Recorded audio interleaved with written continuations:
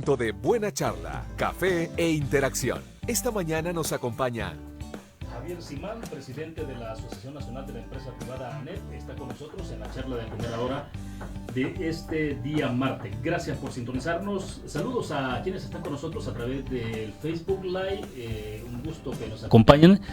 Ahora sí, estamos, reitero entonces, Javier Simán, presidente de la Asociación Nacional de la Empresa Privada ANEP, está con nosotros en la charla de primera hora, la mañana de este martes. Un saludo a quienes están con nosotros a través del Facebook Live. Ahora sí me escuchan.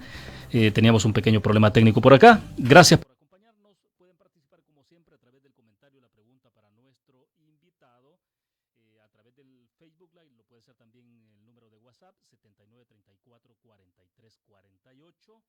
En la primera parte de la charla, como habitualmente iniciamos 7:30, estaba confirmado Rodolfo Parker, diputado del Partido Demócrata Cristiano, pero resulta que la sesión plenaria sí se extendió hasta eso de la 1 de la madrugada de este mismo martes. Ha habido mucho trabajo legislativo y pues estaría con nosotros, pero luego nos enviaron un mensaje de que no podía estar por razones obvias, que estaba muy cansado. Pues sí, es entendible, ¿no? Pero bueno, al final de cuentas no pudo estar en la primera franja con nosotros. Javier se incorporaba entonces a la hora que lo tenemos acá, así que eso para un poco para comprender por qué estamos en estos tiempos distintos en el inicio de la charla. Así que Javier, gracias por acompañarnos esta mañana. Bienvenido. Gracias, William. Buenos días. Gracias por tenerme en tu programa. Bueno, excelente. Y mucho que conversar, ¿no? Está la ley aprobada por la Asamblea Legislativa, la Ley Especial Transitoria para la Atención Integral de la Salud y la Reanudación de Labores en el marco de la pandemia por COVID-19. El tema de reactivación de la economía. Bueno, ayer hubo también conferencia de prensa del presidente de la República en horas de la tarde-noche, desde allá, desde la central principal de aduanas en el oriente de la capital. Y es decir, tenemos varios temas en agenda para poder hacer una reflexión importante. Vamos por pasos. Javier, en torno a esta normativa que se ha emitido un poco, ¿cómo la han podido analizar ustedes? Sobre todo, bueno, sí, eso fue hoy en la madrugada, ¿no? Y quizás no vamos a entrar en la profundidad por razones obvias, de que ustedes quizás, igual que nosotros, recién la hemos recibido la propuesta, la iniciativa de la Asamblea Legislativa. Pero bueno, aquí es interesante porque de lo que venimos en el contexto, para que nuestros amigos oyentes entiendan, es que el fin de semana el presidente de la República, a través de sus ministros, emite un decreto legislativo, el decreto número 18, eso fue el sábado a medianoche. Fiscalía General de la República pide que la Sala de lo Constitucional declare inconstitucional ese decreto porque violenta la separación de poderes, entre otras cosas. Luego de eso viene entonces también un ciudadano que presenta una propuesta, una solicitud, una demanda ante la Corte Suprema de Justicia. Corte Suprema de Justicia ayer deja sin efecto el decreto 18. Los diputados ahora emiten una nueva normativa.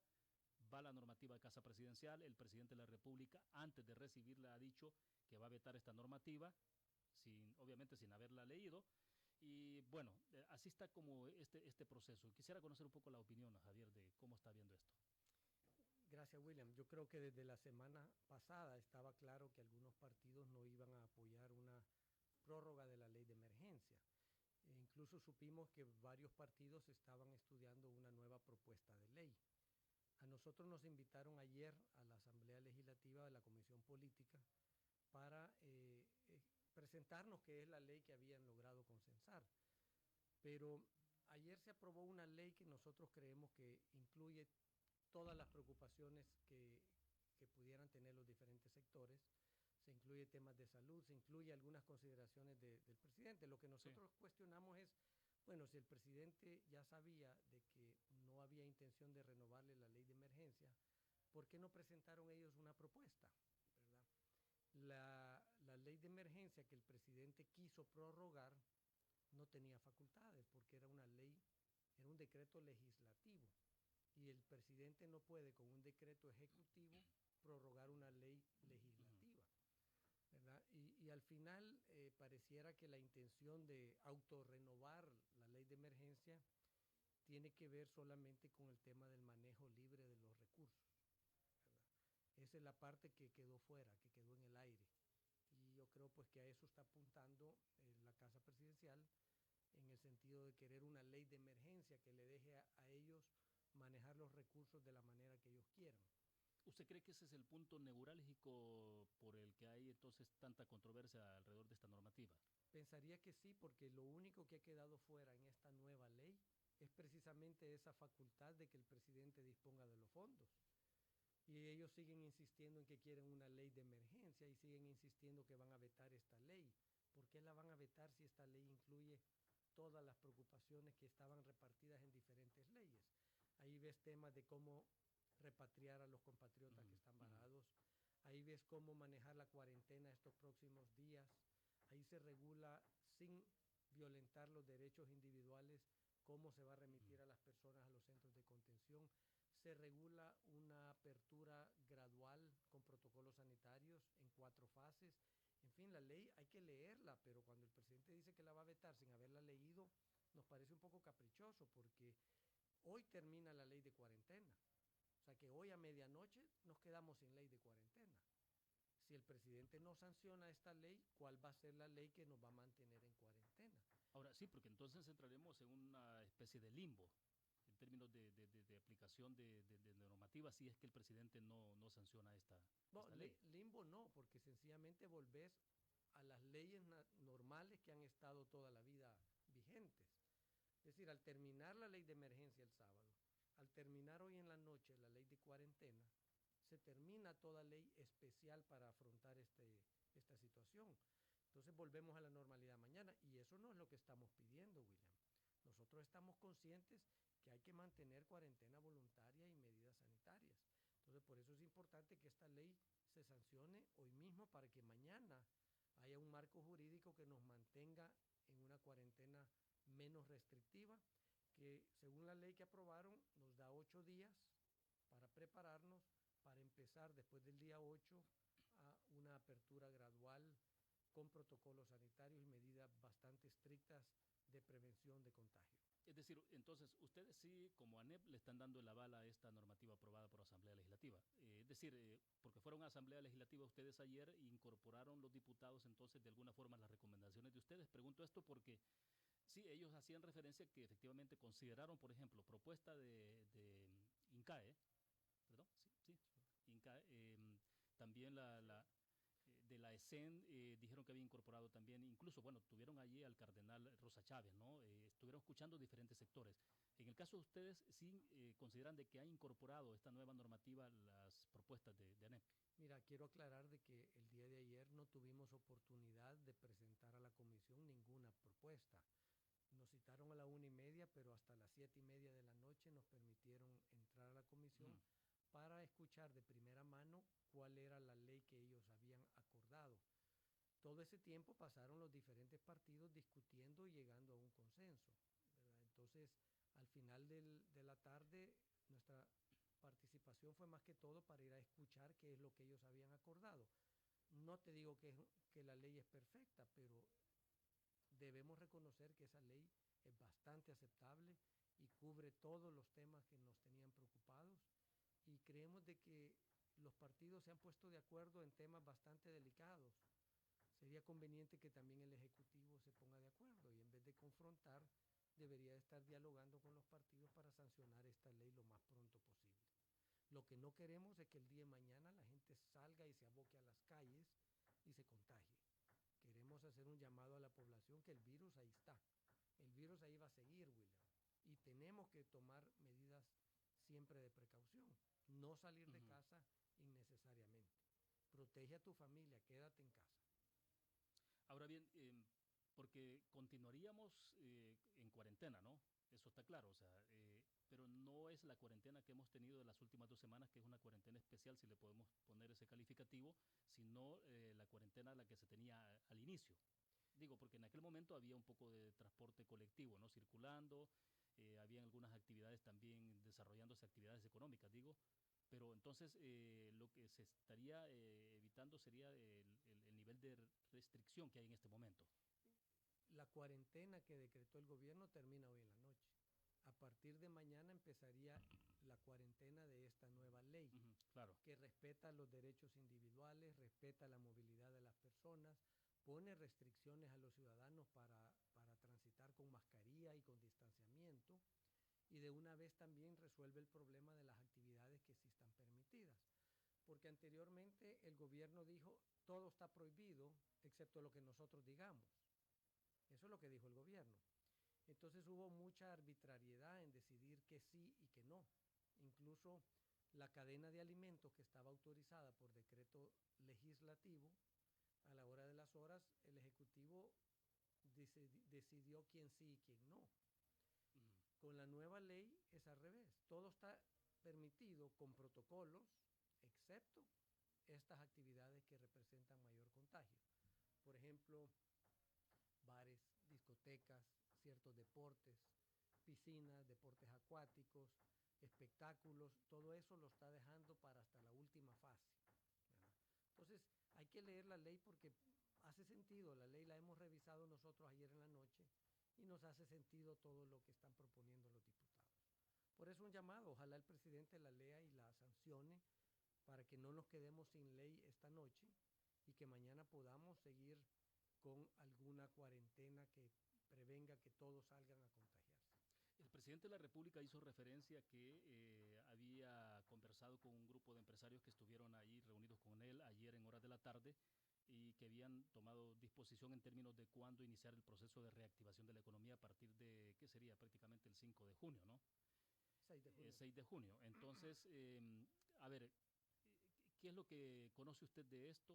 Porque, bueno, obviamente escuchamos en la cadena del presidente, digo, la conferencia de prensa del presidente ayer también, donde hubo un ataque directo a usted como presidente de la ANEP. Entonces hay como varios elementos. Uno es la reunión de este grupo de empresarios, porque obviamente a usted lo ha desconocido como presidente de la ANEP, pero se reúne con otro grupo de empresarios. ¿Qué implicaciones tiene que sea reunido con ese grupo de empresarios? Es una pregunta. La otra es entonces, en qué momento, si hay o no consenso de qué momento comenzar a reactivar la economía. William, todo presidente tiene que reunirse con todos los sectores y si un presidente llama a empresarios, a grandes empresarios, a nosotros nos parece bien que escuche la experiencia y las recomendaciones que estos grandes empresarios puedan darle. Sin embargo, estos grandes empresarios no están representando a nadie, ellos están dando su opinión personal. No pueden llegar a acuerdos en representación de todo el sector privado.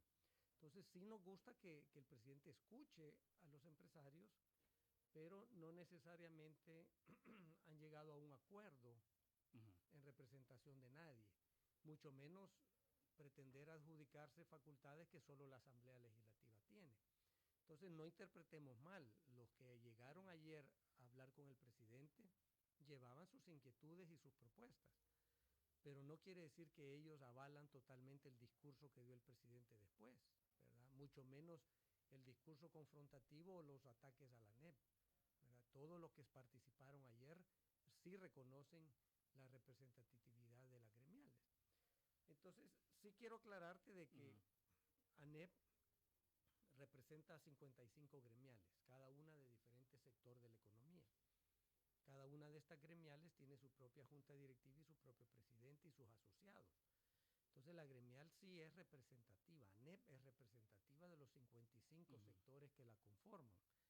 Y quien la preside, en este caso tu servidor, es electo por esas 55 gremiales. El gobierno no tiene nada que ver. De hecho, el gobierno está violentando el tratado de la OIT, porque el tratado de la Organización Internacional del Trabajo establece que el gobierno no puede interferir en la representatividad ni de los trabajadores en los sindicatos, ni de los empresarios en las gremiales. Es decir, la elección y la representatividad es facultad de los empresarios. El gobierno Siendo no tiene. así, ¿podría llevar a la ANEP a hacer la denuncia ante la OIT entonces? Nosotros ya hicimos la denuncia de la OIT. Ah, ya la presentaron. Ya la presentamos porque el gobierno central está violentando un tratado internacional. Está irrespetando la voluntad de los empresarios de elegir a sus propios representantes. Y tú has visto pues el apoyo que hemos recibido en ANEP de todas las gremiales, no solo salvadoreñas, sino que de las gremiales de los países vecinos y las gremiales federales de Centroamérica, porque también hay gremiales que agrupan a todo el sector empresarial centroamericano. Si el presidente no se quiere reunir con nosotros, pues seguiremos reuniéndonos con los funcionarios, William, con los que sí tengan voluntad. ANEP no es oposición, no somos enemigos de nadie, estamos para trabajar de la mano con los gobiernos de turno. Por supuesto, a los gobiernos no les gusta que uno les señale las cosas que creemos que se están haciendo tensión ha pasado con todos los gobiernos de todos los partidos, pero no lo tomamos a personal. Nosotros aquí estamos, tendimos la mano para trabajar y ahí está. Vamos a seguir con la voluntad de trabajar para sacar el país adelante. Hasta, ¿qué sería? El martes de la semana pasada debo entender que había una reunión prevista entre el Ministerio de Trabajo y representantes gremiales. Entiendo que la ANEP estaba previsto que participara con sus gremiales para establecer un protocolo, ¿no?, alrededor de cómo comenzar a reactivar la actividad económica. Esas reuniones fueron suspendidas, debo entender que ya no continuaron. Entonces, ¿cómo se podría reactivar la actividad económica a partir del 6 de junio si no hay reuniones a niveles empresariales? ¿Qué puede pasar con esto? Mira, cuando se aprobó la cuarentena inicialmente, el Ministerio de Trabajo autorizó ciertas empresas por su rubro o por de alimentos, de salud, que podían seguir trabajando con ciertos protocolos. Esos protocolos son los que nosotros presentamos al Ministerio de Trabajo. 31 sectores de la economía presentaron sus protocolos y recibimos las observaciones del Ministerio de Trabajo y de Salud. La reunión que se suspendió la semana pasada era una reunión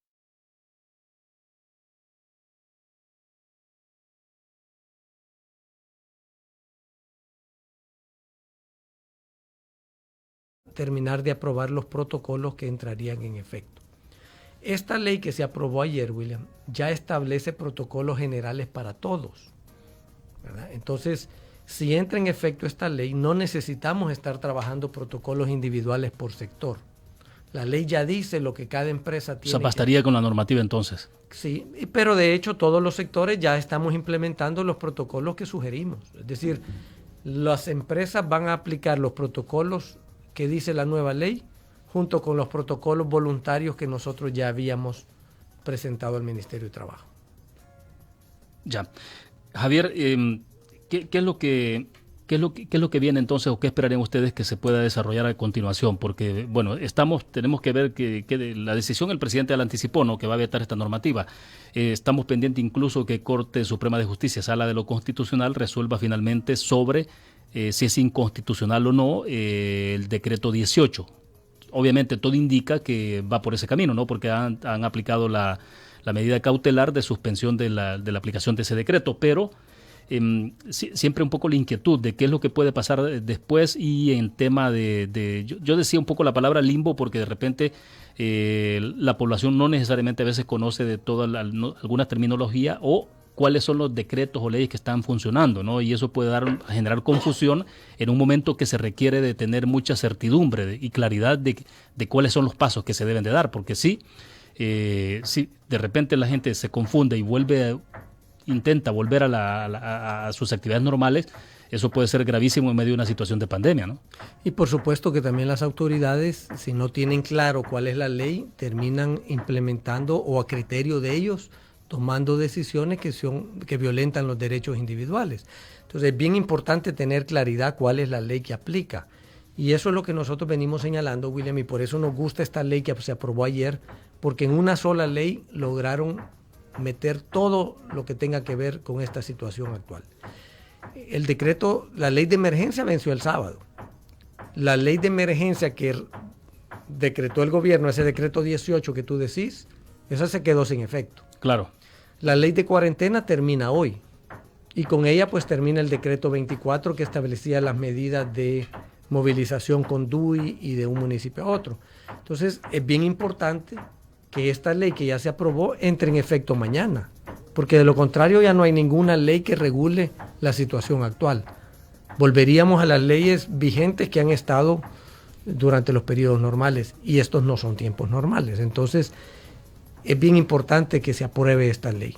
Si el gobierno no estaba de acuerdo, ¿por qué no mandó la propuesta antes? ¿Por qué dice que la va a mandar hasta el jueves? ¿Qué pasa mañana miércoles? ¿Qué pasa el jueves? ¿Qué pasa el viernes? ¿Qué es lo que va a regir? La población necesita saber si va a poder salir o no. La policía necesita saber cuál es la ley que debe de aplicar. Si no, vamos a ver más abusos de autoridad. Entonces, un llamado para que se apruebe la ley que aprobaron para que el presidente sancione la ley que aprobaron los diputados ayer. Sí, ¿cuál cree que es en este momento la capacidad o no que tienen los sectores económicos en el país para continuar soportando la cuarentena, estar sometido en cuarentena y tener que estar pagándole a los empleados. ¿Tienen información ustedes de qué está significando esto en este momento en términos de despidos, de cierre de empresas? Porque está claro, ¿no? Lo que viene a futuro, hay otros que tienen que ver con la actividad macro de la actividad económica en el país. Por ejemplo, ayer se conocía y lo retomaba Fernando Poma, ¿no? A través de su cuenta de Twitter, que es lo que establecía Fitch Rating sobre la condición económica del país, que podemos pasar a una situación dentro de degradación de la categoría AC y compararnos a países africanos incluso en la actividad económica de El Salvador. Y eso pues obviamente tiene consecuencias en el tema de adquisición de préstamos internacionales y demás. Pero antes de llegar a este punto de lo que ha dicho Fitch, ¿Cómo se encuentra la actividad económica en este momento? ¿Hasta dónde se puede soportar? Porque claro, la gran empresa tiene más capacidades de soporte, ¿no? Pero los medianos, los pequeños microempresarios. Ninguna empresa, William, aguanta tanto tiempo seguir pagando sus gastos y no tener ingresos. Las empresas grandes pues aguantan un poco más, pero hemos visto que la mayoría de empresas grandes han logrado pagar los salarios completos hasta el 30 de abril. Muchas ya están teniendo problemas para ahora, para el mes de mayo. Pero acordate que el 93% de nuestros agremiados son micro y pequeña empresa, no tienen esa misma capacidad que una empresa grande. Esos pequeños empresarios a puras penas han logrado pagar parcialmente los salarios y muchos de ellos ya anunciaron cierres o ya anunciaron suspensión de contratos. Desafortunadamente en algunos casos ya no van a abrir y han anunciado despidos. Entonces tenemos que ponernos en los zapatos de los pequeños y de los microempresarios que no tienen la capacidad financiera para aguantar cerrados tanto tiempo pagando sus gastos. El 93% de nuestros representados, William, son pequeños y medianos. Nosotros hablamos por ellos. Hablamos por los que no son escuchados, no hablamos por los grandes empresarios que tienen acceso a Casa Presidencial a dar su opinión. Hablamos por los que no tienen acceso a dar su opinión. A ellos representamos. Y entonces es bien difícil los profesionales independientes que tienen 60 días sin dar servicios. Los trabajadores por cuenta propia que tienen 60 días de no salir a vender en la calle. Incluso los que tienen un trabajo con salario, afortunadamente han recibido su salario, pero ya no lo van a recibir. Entonces hay que ponerse en los zapatos del padre que está en su casa, preocupado por sus ingresos, qué le va a dar de comer a sus hijos, probablemente topada la tarjeta de crédito, sin ingresos. Entonces, de alguna manera tenemos que ir volviendo gradualmente a una nueva normalidad, donde podemos trabajar seguros, sin contagio y con todas las medidas sanitarias, porque el virus ahí va a continuar, William. El virus no se va cuando termine la cuarentena y debemos evitar exponernos innecesariamente. Sí, hace más o menos 2 semanas atrás, Ricardo Castaneda del Instituto Centroamericano de Estudios Fiscales, ICEFI, estimaba hasta ese momento, ¿no? Porque era un dato preliminar, que más de 200,000 empleos prácticamente se estaban perdiendo ya a esas alturas. Pues a esta fecha pues habría que actualizar la estadística, pero sí hay una cantidad importante en el país en términos de pérdida de empleo como consecuencia. O sea que eso es inevitable, Javier. Al 30 de marzo habían reportado 13,000 empleos perdidos. Falta ver el dato de abril, no digamos 13,000 empleos. Sí. Que habíamos perdido al 30 de marzo. ¿Verdad? Es decir, en los primeros 15 días de la cuarentena perdimos 13,000 empleos. Entonces, nuestra preocupación es que el número puede andar por 300,000 empleos perdidos. Ya en el dato global. Si tú evalúas las exportaciones, ya cayeron 20%. Y van a seguir cayendo porque muchas empresas exportadoras ya perdieron los contratos que no lograron cumplir. El tema de turismo, tú has visto que está totalmente cerrado. El tema de las remesas, habían caído 40% a abril. Sí. ¿Verdad? Y eso no se va a recuperar de un día para otro. Sí, era un dato del Banco Central de Reserva, ¿no? Oficial. Claro, pero eso depende de los compatriotas que han perdido empleo en Estados Unidos, ¿verdad? Allá han perdido 30 millones de empleos.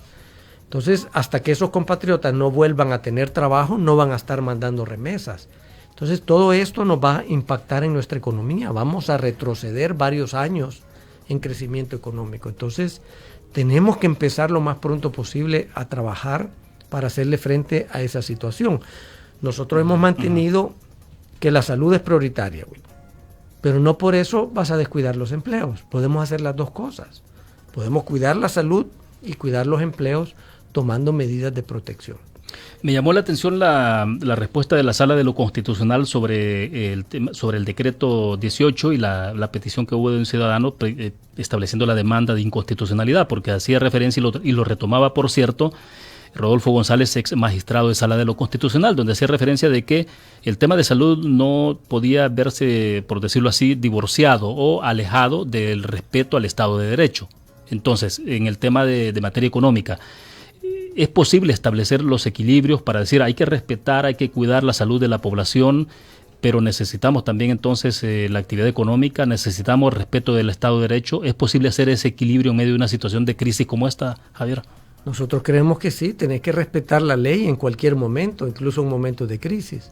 Y nosotros vemos totalmente compatible tomar medidas de prevención de contagio mientras estás trabajando. De hecho, las empresas, como te decía, que fueron autorizadas y que tienen protocolos sanitarios, no hemos tenido ningún caso de contagio en esas empresas, William. O sea que sí se puede trabajar con cuidado, con seguridad, sin contagiarnos, manteniendo el distanciamiento, las medidas. Por supuesto que el transporte público también lo tiene que hacer, mantener el distanciamiento, las medidas sanitarias. Si todos nos preocupamos por mantener esas medidas sanitarias, vamos a reducir el impacto del virus. El virus no se va a ir en 15 días, ¿verdad? Y en 15 días el presidente va a decir que quiere otros 15. Si tú recuerdas, hace 15 días nos dijeron que esta semana iba a haber apertura. Entonces, nosotros creemos de que como Costa Rica hay que hacerle frente al virus.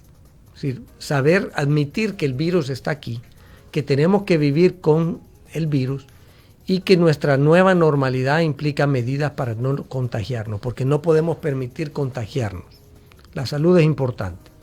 Pero si solo le metemos miedo a la población, que se esconda, porque ahí está el virus, lo único que estás haciendo es retrasando lo inevitable, que el día que salgas te vas a contagiar. Y no se trata de eso. Se trata de informar y educar a la población para que se empoderen, asuman su responsabilidad y con conciencia eviten salir innecesariamente.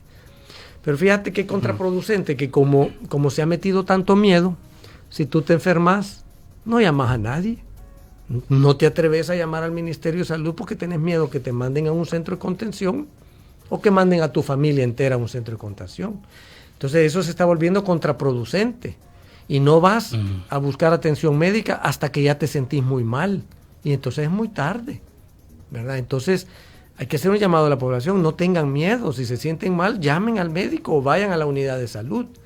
Pero al meterles miedo, lo único que hacemos es que nadie quiera decir si se siente mal. Y hay que identificar esos casos y evitar que contagien. Sí, usted hacía referencia a la parte de, lo que se hablaba de Costa Rica, ¿no? Y en el caso de Costa Rica, el presidente de ese país estaba llamando mucho a la responsabilidad individual, a la responsabilidad civil, porque este es un tema que efectivamente tiene que ver con disposiciones, con normativas, con leyes, pero también es un tema de responsabilidad de cada uno de nosotros, ¿no? O sea, ese es un asunto de que en todos los países en el mundo se ha hecho referencia, porque no se puede dejar a que sea siempre entonces a través de una ley, de una normativa, o que sean las instituciones del Estado las que vayan resolviendo todo. De acuerdo, William. Y cuando vos platicas con mucha gente, el miedo de ellos no ha sido al virus, ha sido a que un retén los vaya a remitir a un centro de contención y que se contagien en un centro de contención. Entonces no ha habido no hemos informado suficiente a la población de cómo lidiar con este virus para que seamos responsables. Cada uno debemos ser responsables individualmente y tomar las medidas y ser responsables con nuestra familia. A mí me parece totalmente irresponsable que el gobierno y funcionarios de gobierno estén diciendo que los empresarios y los diputados van a ser culpables de las muertes. No. Sí, cada uno es responsable de tomar las medidas sanitarias y de cuidar a su familia y de no salir innecesariamente. Pero si tú tenés que ir a la farmacia, podés ir a la farmacia con mucho cuidado de no contagiarte, ¿verdad? Y los que trabajan en la farmacia tienen que implementar protocolos, como me hicieron hoy que entré aquí a tu programa, que me limpiaron los zapatos, me hicieron lavarme las manos. Alcohol con agua para los zapatos. Es decir, ustedes ya tomaron medidas. Esa es la nueva normalidad, William. Así vamos a vivir 8 o 9 meses, ¿verdad? Esa es la responsabilidad individual y la responsabilidad empresarial. Sí, por acá el amigo con terminación 6023 dice: ayer el presidente de la República acusó que el primer día que llegó el nuevo presidente de NEP, o sea, usted, desestimó y dejó sin efecto los acuerdos que el Ejecutivo había alcanzado con esta gremial. Entonces él dice, si es así, ¿por qué el señor Simán no ha respetado esos acuerdos? Yo creo que el presidente se le olvida que hasta salimos en conferencia de prensa con los funcionarios de su gobierno, haciendo un llamado a aprobar las medidas de alivio económico. Incluso en esa conferencia anunciamos que si bien la cuarentena era más restrictiva, el gobierno se había comprometido a que no iba a ser un cierre total y que íbamos a abrir en 15 días. El gobierno no cumplió, porque lo primero que hizo fue paralizar el transporte público. Básicamente paralizó el país. Y segundo, no ha respetado tampoco el tema de las cadenas productivas que la Asamblea Legislativa había. Por ejemplo, si tú tenés la cadena alimenticia autorizada, ¿por qué las fábricas de boquitas no pueden abrir? Eso es totalmente arbitrario del presidente. Si tú tenés autorizado la cadena de alimentos, ¿por qué las panaderías artesanales sí y las panaderías de marca no? ¿Cuál es el criterio? ¿Verdad? Entonces, el gobierno tampoco cumplió su parte en ese sentido. El caso específico, por ejemplo, de la empresa Diana, Bocadeli, que también están dedicados al mismo giro. En ese caso, por ejemplo, claro, en redes sociales sí hemos leído ahí reclamos de algunas personas que dicen, bueno, estamos viendo que en los anaqueles lo que sí hay son productos de ese giro de alimenticio, importados. Pero todos importados. Claro, estás protegiendo los empleos en otros países en vez de proteger los empleos en El Salvador, porque le estás causando un daño irremediable a esa empresa de boquitas, porque está perdiendo su mercado local. Y como son de los mayores exportadores, también están perdiendo su mercado centroamericano, ¿verdad? Y a cuenta de que ese sector no, pero otros sí, William. Entonces, yo te pregunto, ¿por qué una panadería artesanal sí puede abrir y una panadería de marca no? ¿Cuál es el criterio? El criterio debió haber sido, ninguna panadería puede vender en sala de ventas, tiene que vender pan por ventanilla para evitar contagio. Esa hubiera sido una medida razonable.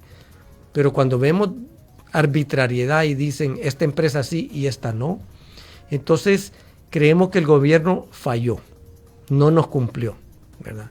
Ahora, que el presidente diga que yo no le cumplí, si salí en la conferencia de prensa haciendo el llamado.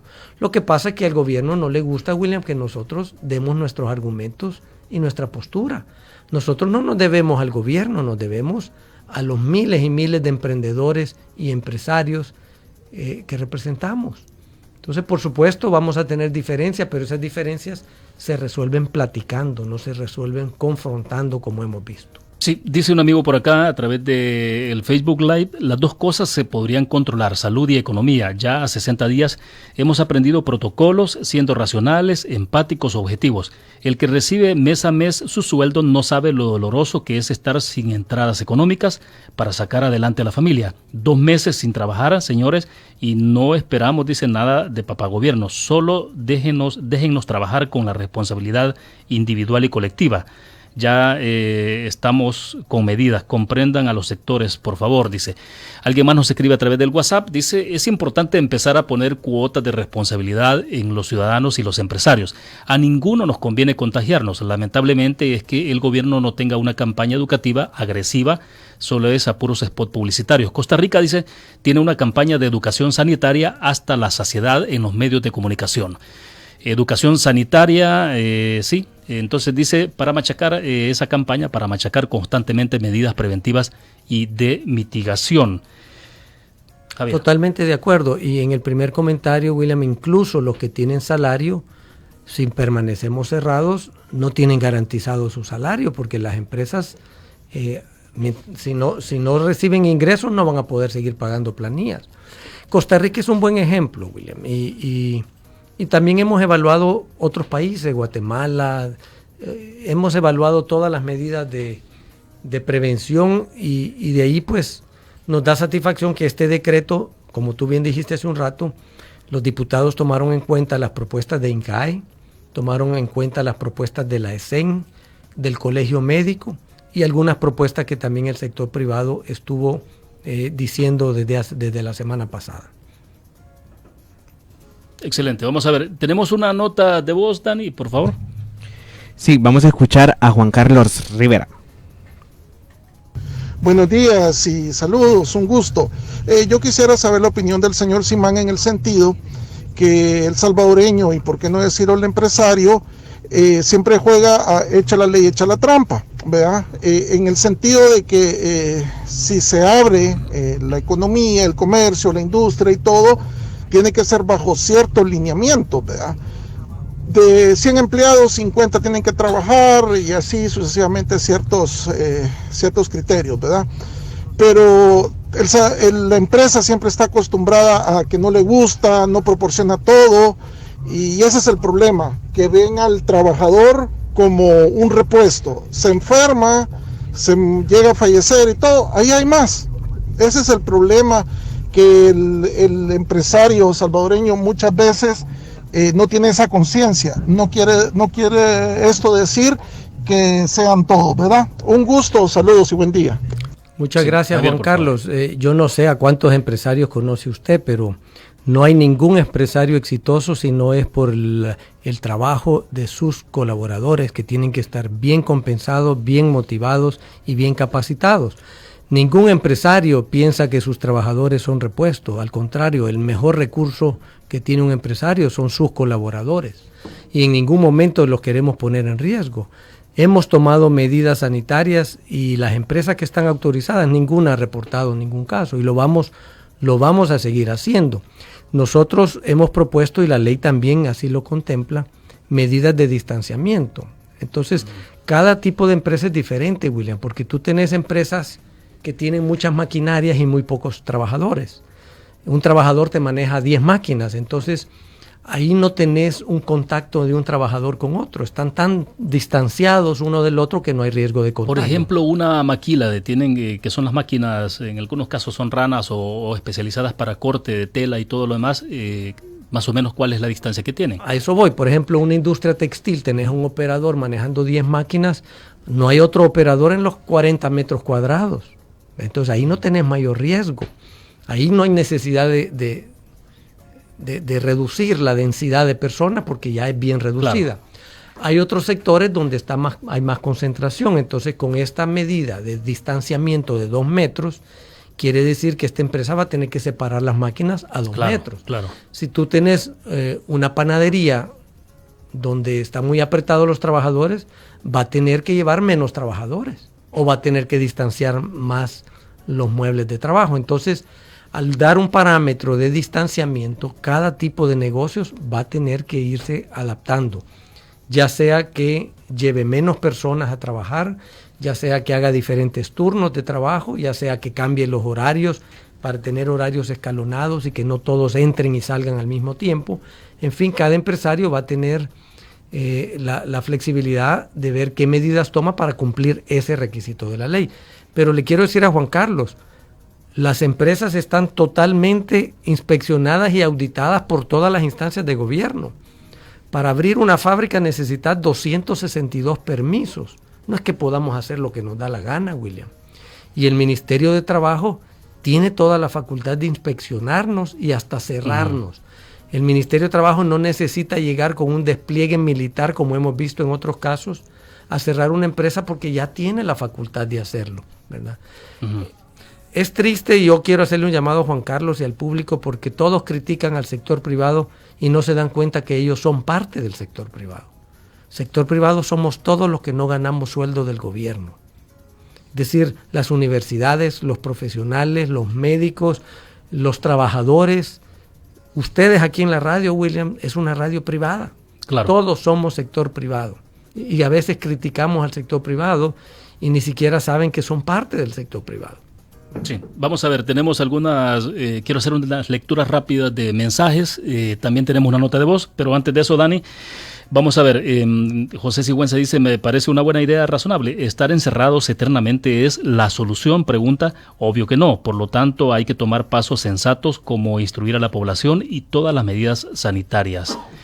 Luego Edgar Guzmán dice, ¿por qué se habla de justicia si se habla de las empresas que han sido injustas, cortando el empleo y enviándolos sin salario? Tal es el caso de Inversiones Omni. Por acá lo que tenemos también es la participación de otro amigo, terminación que tenemos acá, 1683.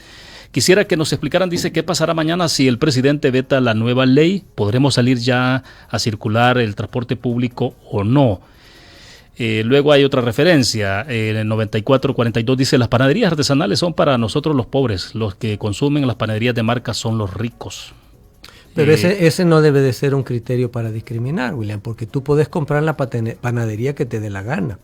El criterio debe de ser cómo hacemos para que ninguna panadería, ni las artesanales, ni las de franquicia, ni las de cadena, representen un riesgo de contagio. Eso es lo que estamos tratando de evitar con toda esta crisis.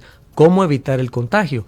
No estamos tratando de destruir al rico o al pobre, ¿verdad? Entonces creo que el problema es que en esta discusión se terminan metiendo criterios ideológicos cuando aquí deben de ser criterios técnicos. ¿Cómo evitamos que en una panadería haya el menor contagio? No importa si es de marca o si es de artesanal. No importa quién es el cliente, ¿verdad? Claro. Del amigo terminación 2100 dice, felicito a don Javier y le insto a que siga trabajando por los pequeños empresarios en el país. Muchas gracias. Vamos a ver qué tenemos acá. ¿Escuchamos entonces la nota de voz, Dani? Sí, vamos a escuchar a Antonio García. Me encantaría que revisaran la propuesta 10.4 o 9.5, es la otra alternativa que se está usando en Austria y otros países. Es decir, se trabaja 4 días y se guarda uno en casa 10 días. Con esto se ha logrado disminuir el contagio aparentemente bastante para poder mantener el número estable de pacientes enfermos. Pero no olvidemos que por muy limpio y por mucho que haga caso la empresa, en este país desgraciadamente la principal fuente de contagio va a ser el transporte colectivo, mientras no se reduzca la cantidad de gente en la calle, porque el transporte es desorganizado y en el bus autorizado para 40 se suben 80. Bueno, excelente. Perdón, Javier, solo porque quiero leer otro comentario acá y tomamos nota de eso para que pueda responder usted. El amigo de terminación 6330 dice, si el gobierno no hace campañas de cómo volver a la actividad económica y por qué no las asociaciones de la empresa privada empiezan a lanzar spots publicitarios, campañas de sensibilización, etcétera. Hagamos la diferencia, dice, mientras el gobierno hace campaña de pánico, la empresa debe dar ánimo, esperanza y proactividad. En eso estamos, William. Cada uno de los sectores representados en ANEP está preparando ya los protocolos que va a dar a hacer del conocimiento de sus asociados para que empiecen ya a tomar esas medidas y por supuesto lo van a hacer también llegar a sus trabajadores. La propuesta que hizo el amigo sobre Australia, quiero decirle que sí, algunas empresas ya adoptaron esa metodología de turnos especiales para que trabajen unos días pero descansen más días. Y eso pues es totalmente factible. Transporte público es uno de los riesgos de contagio, es cierto. Antes de este último decreto, el transporte público ya tenía medidas de distanciamiento y de sanitización cada ciertas horas y de alcohol gel a la hora de bajarte del bus. Y son medidas que van a tener que volver a adoptar. Y por supuesto es responsabilidad de las alcaldías y un llamado a las alcaldías porque todo lo que son mercados y ventas en las calles deben estar reguladas por las alcaldías, ¿verdad? Y ahí hay que tomar también distanciamiento. Hemos visto en otros países cómo efectivamente en los mercados han marcado en el piso las áreas para que no se violente estos 2 metros de distanciamiento. Y a propósito, perdón Javier, el alcalde Miguel Pereira de San Miguel hizo un ejercicio que ya lo está ejecutando, ¿no? Y es que en predios bastante amplios estableció una especie de pabellones, digamos, y usted va en su vehículo sin bajarse, comienza a avanzar, hace la vuelta en U, hace el mismo giro sobre ese pabellón, si le podemos llamar así, y la persona desde su vehículo va comprando el producto, ¿no?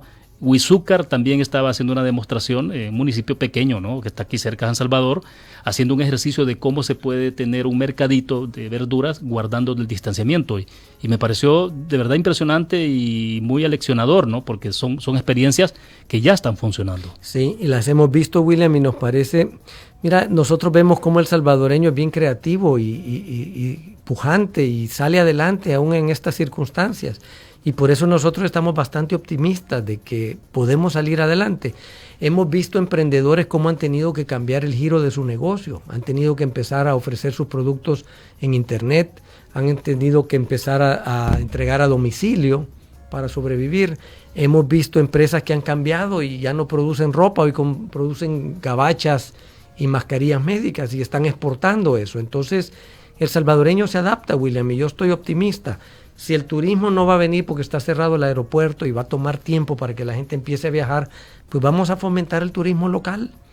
Y si ya no ves productos importados, vamos a potenciar, consume lo nuestro, para ayudarle a los emprendedores locales.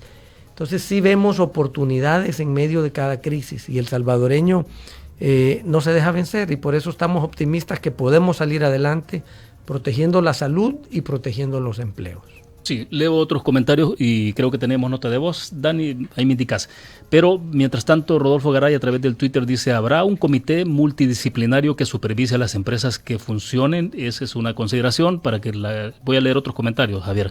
Perdón. Javiola de Guzmán, es triste que el odio que hay hacia los empresarios. Usted puede leer, dice, los mensajes de odio, pero nadie habla lo que uno pasa con una empresa. Pago de locales, sueldos, viáticos, servicios, impuestos de toda clase, las AFP, Seguro Social, que eso se ha seguido pagando normal, aún sin las empresas poder trabajar. Al final nuestra confianza está en Dios porque es la única forma de salir adelante en un ambiente así.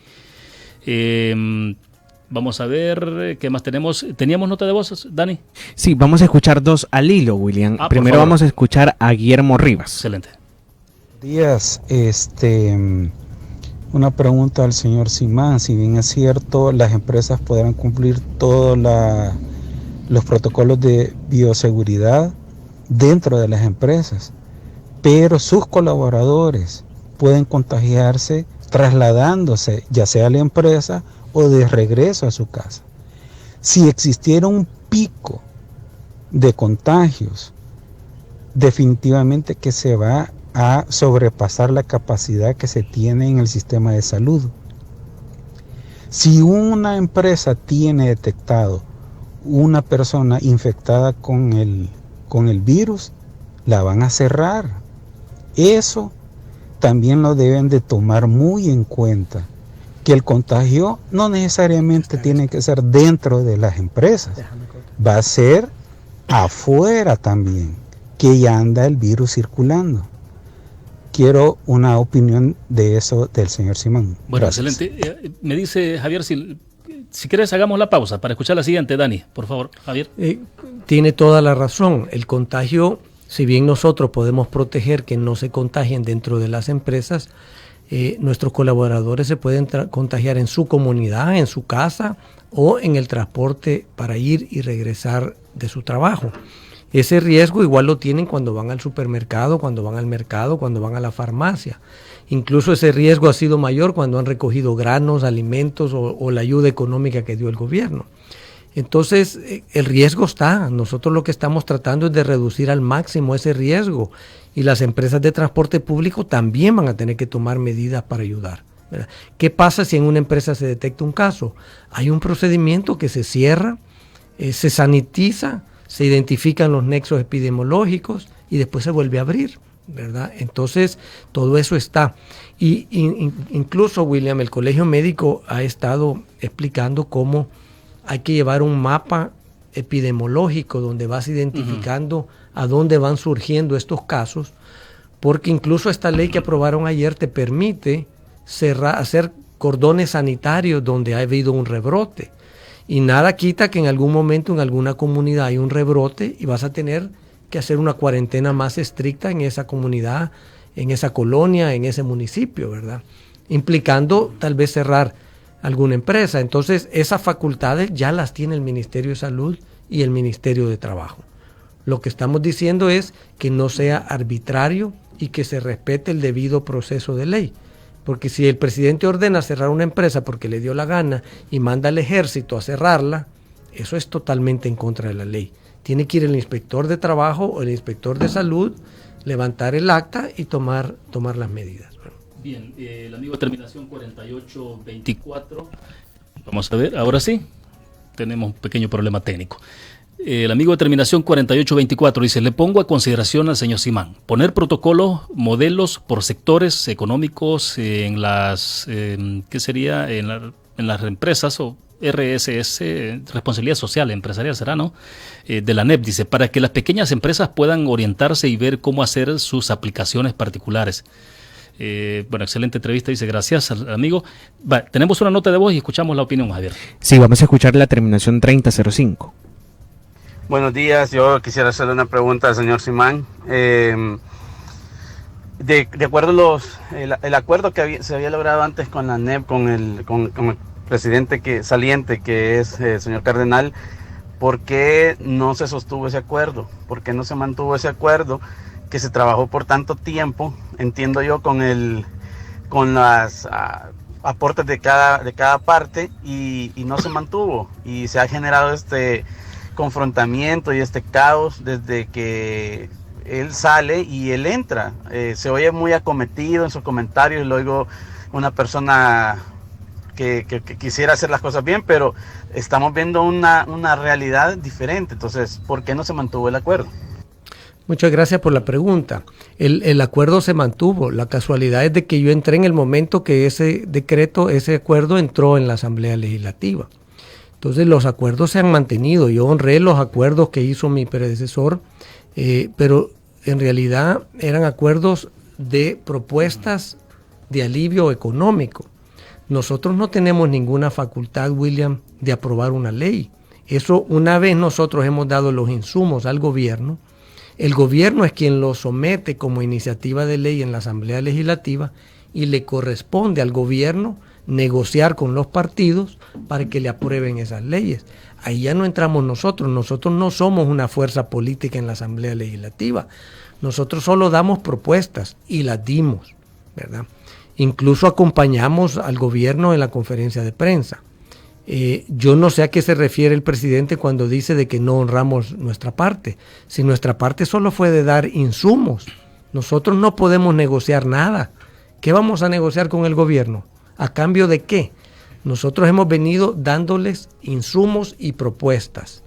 Cuando hablan de acuerdo, a mí me gustaría que me expliquen qué quieren decir, porque nosotros como ANEP no podemos negociar nada, ¿verdad? El acuerdo lo tuvo que haber tomado el presidente con los diputados y lo hicieron.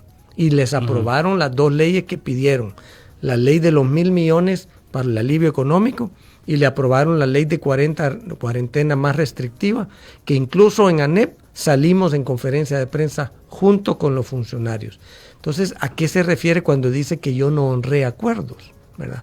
Lo que pasa es que al gobierno no le gusta que yo no soy sumiso. Yo digo las cosas en representación del sector privado. Yo no puedo someterme a una voluntad que no sea la de los agremiados a quienes represento. Y si eso incomoda al presidente, pues lo lamento mucho. Yo llevo la voz de los miles de emprendedores que no son escuchados.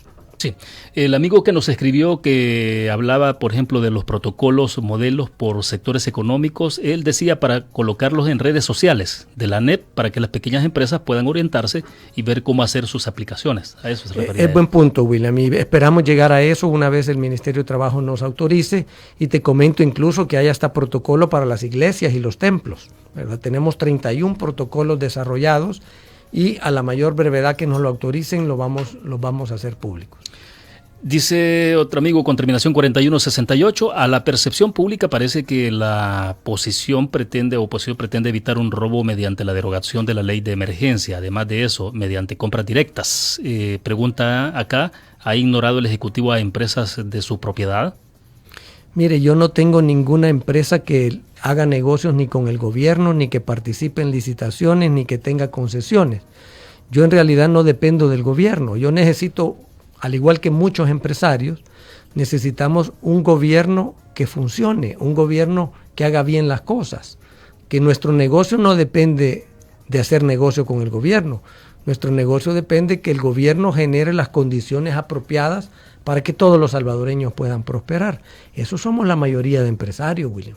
Son pocos los que viven de licitaciones y de contratos de gobierno, y no los representamos en este momento, no estamos hablando de ellos. ¿Verdad? Entonces sí, creemos de que hay que ayudarle al emprendedor, al microempresario, y todas las medidas que nosotros hemos propuesto de alivio económico iban dirigidos para ayudarle a los pequeños. Sí, bueno, vamos a ver si voy a leer 2 comentarios más. Tenemos una nota de voz para ir concluyendo. Lala Ochana nos escribe a través del Facebook Live: excelente tomar medidas y que cuiden a sus trabajadores, pero debe ser a partir de junio, no en este momento, cuando según la opinión de expertos y el llamado de los médicos en primera línea, este es el momento pico del contagio. Con comités de seguridad se puede empezar, pero no en este momento. Ricardo por acá nos dice también a través del WhatsApp: una consulta para su invitado. Por ser una enfermedad altamente contagiosa, si en una empresa se detecta una persona con el virus, esta ya habrá infectado a 30 por lo menos, ya que les recuerdo que no necesariamente presentará altas temperaturas, sino que puede ser asintomático. Entonces la empresa quedará con 5 trabajadores. Es como una hipótesis que él hace, ¿no?, de un planteamiento sobre el nivel de cómo se reproduce el contagio. No necesariamente si tomas las medidas sanitarias, es decir, si mantenemos el distanciamiento de 2 metros, si mantenés mascarillas, si mantenés sanitización de las áreas de trabajo con frecuencia, si tenés para que se laven los trabajadores las manos, para que puedan usar alcohol gel. En fin, depende de la industria, incluso algunas industrias implican la careta protectora. Claro. Entonces, si tú tomas todas esas medidas sanitarias, reduces tremendamente tu posibilidad de contagio, aunque haya una persona contagiada, ¿verdad? Sí. Bueno, excelente. La nota de voz y con eso concluimos entonces. Escuchar a Claudia Echeverría. Pregunta el señor Simán: ¿cuándo vamos a conocer esa ley famosa que han aprobado ya en la Asamblea? Creo que tenemos el derecho de que sea publicada para estar bien enterados qué es lo que vamos a hacer o qué es lo que no nos cubre. Gracias. Voy a tratar de contestarle a ella porque a propósito yo tengo una copia en PDF de la propuesta de ley, más bien de la ley aprobada por la Asamblea Legislativa. Dani, la vamos a colocar, no sé, a ella se la podemos enviar por el WhatsApp. Okay. Te la voy a reenviar para que la tengas ahí, porque perfecto. Yo creo que es oportuno que la conozcas justamente. Pero bueno, Javier, por favor. No, totalmente de acuerdo. Hay que hacer del conocimiento público la ley que se aprobó ayer. No entra en efecto si el presidente no la sanciona, ¿verdad? Claro. Pero es importante que toda la población conozca el trabajo que han hecho los diputados para hacerle frente a este tema de proteger la salud y proteger los empleos. Bueno, ahí está. Ya te envié la propuesta, insisto en propuesta, cuando ya es una ley que fue aprobada por Asamblea y que solo falta la sanción presidencial. Ahí está, Dani, la tenés ahí entonces en el WhatsApp. Para quienes están solicitando, pues tenerla en sus manos, se las vamos a enviar. La vamos a colocar igual, William, en nuestro estado de WhatsApp para que la gente la pueda. ¿Se puede colocar el enlace ahí? Sí, se puede colocar. Bueno, mejor todavía. Pensé que solo fotografías se podían colocar ahí o banners. Buena aclaración. Bueno, Javier, hay mucha participación, continúan llegando comentarios, pero bueno, ya el tiempo se nos está agotando porque también tenemos un enlace vía Skype con Miguel Ángel Espinosa, que es un experto en materia fiscal, para hablar un poco sobre el tema de ingresos, egresos. Esta es una situación delicadísima en la que se encuentran las finanzas públicas y desde luego privadas, particular de cada una de nosotros y no digamos de los micro y pequeños empresarios. Gracias, Javier, por haber compartido con nosotros.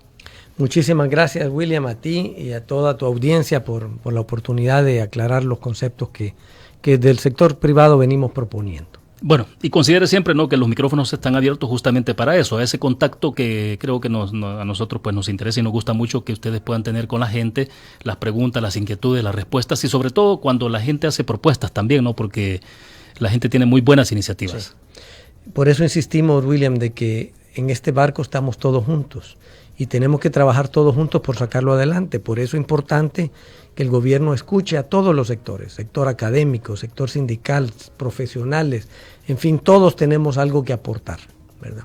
Y tengo fe en Dios y esperanza de que con el esfuerzo de todos los salvadoreños vamos a salir adelante de esta crisis como lo hemos hecho siempre.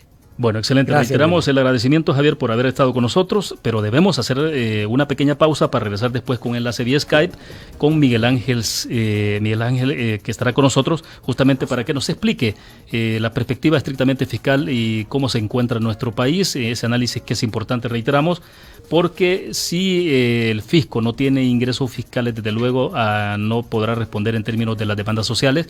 Igual ocurrirá en una vivienda cuando una familia no tenga ingresos para poder sostenerse. Así que esto es un tema que se va reproduciendo. Vamos a una pausa, regresamos.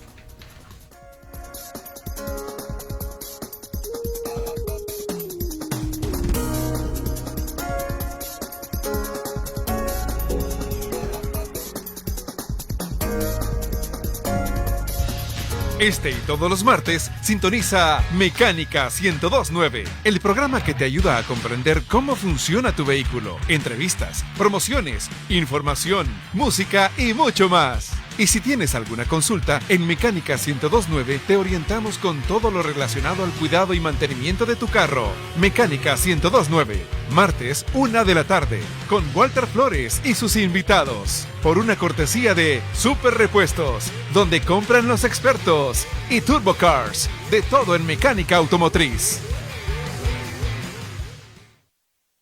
Ay, amiga, desde que me recomendaste Carnicería La Perla, solo ahí compro la carne de res y cerdo.